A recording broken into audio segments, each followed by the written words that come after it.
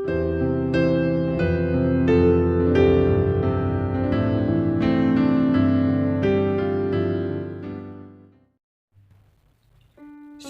Sobat PSCD sekalian. Hari ini kita akan merenungkan kutipan ayat yang diambil dari Ayub pasal 42 ayat 2 yang mengatakan, "Aku tahu bahwa engkau sanggup melakukan segala sesuatu dan tidak ada rencanamu yang gagal."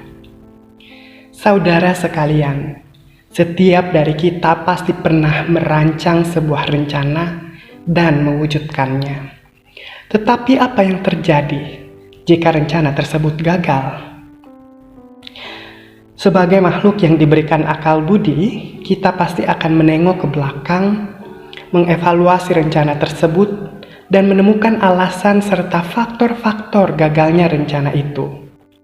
Ya, karena tidak ada perencanaan manusia yang sempurna, dan tidak ada yang tahu dengan pasti apakah akan berhasil atau tidak sampai pada saat rencana tersebut dijalankan.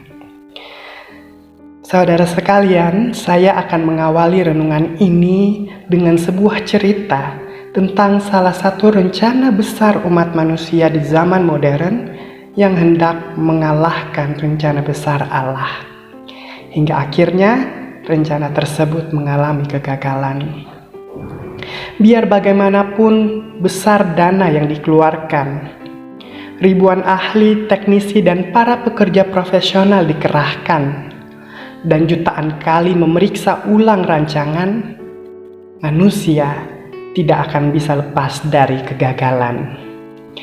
Ialah tragedi maritim terbesar di dunia, yaitu tenggelamnya kapal pesiar raksasa Royal Mail Steamer Titanic pada tahun 1912.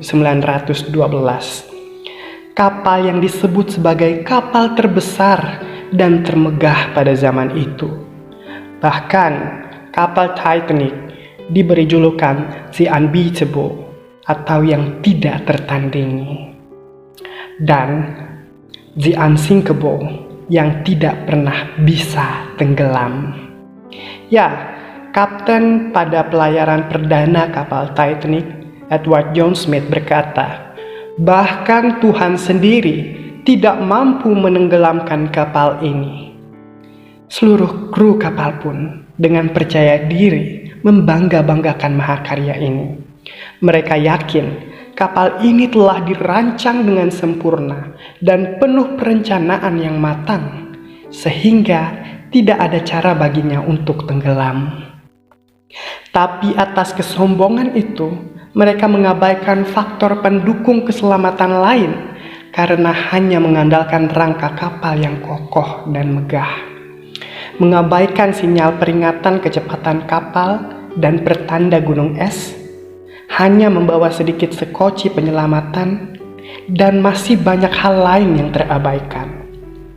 Ya, manusia berbeda dengan Allah yang dapat berencana dan sanggup melakukan segala sesuatu dengan tuntas dan sempurna.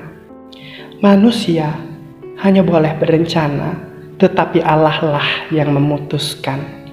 Hingga akhirnya kapal Titanic menabrak gunung es dan proses evakuasi yang tidak dijalankan dengan baik membuat 1.500 jiwa tenggelam dalam dinginnya Samudra Atlantik. Rencana Allah sulit dipahami oleh manusia, baik dalam maslahat maupun dalam bencana. Kemalangan demi kemalangan, sama halnya ketika Ayub berusaha memahami maksud Allah atas rentetan kemalangan yang dideritanya. Hingga akhirnya Ayub mengakui kedaulatan dan kebesaran Allah dalam dirinya berdasarkan pengalamannya sendiri. Ayub mengakui bahwa Allah melakukan segala sesuatu dengan baik, bahwa segala sesuatu yang diizinkan Allah untuk terjadi itu dilaksanakan dalam hikmat dan dengan tujuan. Dan bahkan penderitaan orang benar mempunyai makna dan tujuan ilahi.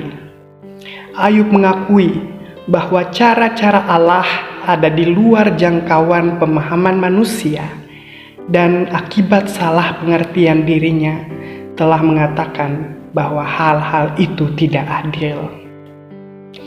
Allah telah mengungkapkan rencana dan kehendaknya dalam kehidupan kita, meskipun masih banyak hal-hal rahasia yang perlu dijawab sendiri oleh umat melalui pengalaman iman. Saudara sekalian, rencana Tuhan tidak pernah gagal, tetapi kitalah yang seringkali gagal menghadapi rencana itu. Saudara sekalian, rencana Tuhan tidak pernah salah, tetapi kitalah yang seringkali salah memahami maksud rencana itu. Dan saudara sekalian, rencana Tuhan tidak pernah mudah, tetapi kitalah yang sering menyepelekan rencana tersebut. Alih-alih membela diri dari segala kekurangan kita, mengapakah tidak kita berhenti membanggakan diri di hadapan Allah dan mulai menyesali kotornya hati kita di hadapan Dia? Sama halnya Ayub yang mengakui rencana Allah yang sempurna dan kesanggupan Allah melakukan segala sesuatu. Inilah yang perlu kita pahami, bahwa Allah tidak pernah berjanji akan selalu menurunkan hujan emas di ladang umatnya. Tetapi Ia berkata ketika ada badai topan dan hujan batu menghadang, Ia berjanji akan memberikan perlindungan. Itulah gambaran mayor dari rencana Allah. Alih-alih menghindari umatnya dari pertentangan dan masalah, Allah hendak manusia belajar untuk menghadapinya dengan perlindungan Allah. Berjalan dalam rencana Tuhan juga berarti berani melangkah, mengutamakan kehendak Tuhan lebih dari apapun, dan selalu berupaya untuk hidup berkenan bagi Dia. Jadi saudara sekalian, apakah setiap keputusan dan rencana saudara juga didasari atas rencana dan kehendak Allah? Selamat merenungi pernyataan tersebut dan ayat yang telah kita sama-sama baca dan dengarkan, dan marilah kita berdoa. Ya Tuhan, Sang Sumber Rahmat, segala puji, hormat, dan kemuliaan hanya bagi nama-Mu. Ya Tuhan, dengan penuh kerendahan hati, kami memohon hikmat-Mu untuk dapat berjalan dalam rencana-Mu yang begitu sempurna. Dan ajarlah kami agar dapat memahami tujuan dan rencana-Mu dalam hidup ini. Engkaulah Allah yang sanggup melakukan segala sesuatu, meskipun kami memiliki rancangan dan rencana, serta telah berusaha untuk mewujudkannya sesuai dengan kehendak-Mu, namun seluruhnya kami serahkan hanya dalam nama anak-Mu, Yesus Kristus, Sang Sumber kebijaksanaan, Juru Selamat umat manusia. Amin.